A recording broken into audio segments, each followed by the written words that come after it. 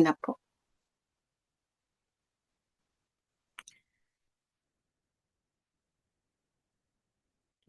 Let's have pathology about empty conditions.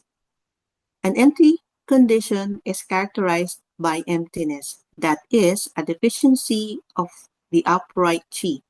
It should be remembered that upright chi is a general term that includes all types of chi as well as blood, and that it essentially denotes the body's resistance to pathogenic factors.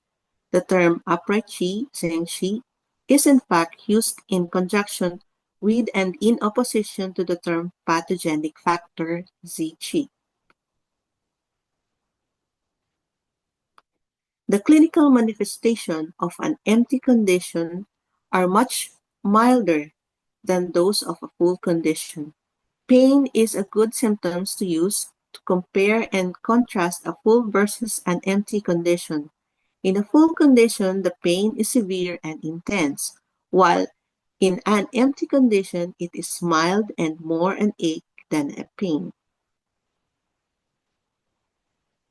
Like a full condition, an empty condition may be chronic or acute, but it is much more frequently the former. For example, a spleen deficiency will develop gradually and slowly over years, generally due to irregular eating. The same for the kidney deficiency, generally due to overwork. Example of acute empty conditions are the yin deficiency induced by an acute febrile disease, the blood deficiency following a heavy blood loss, or the qi deficiency that follows heavy sweating.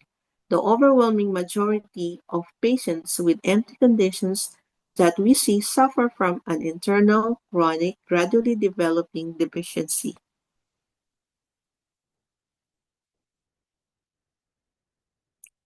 An empty or deficient condition is characterized by a deficiency of the upright chi. Thank you for your attention.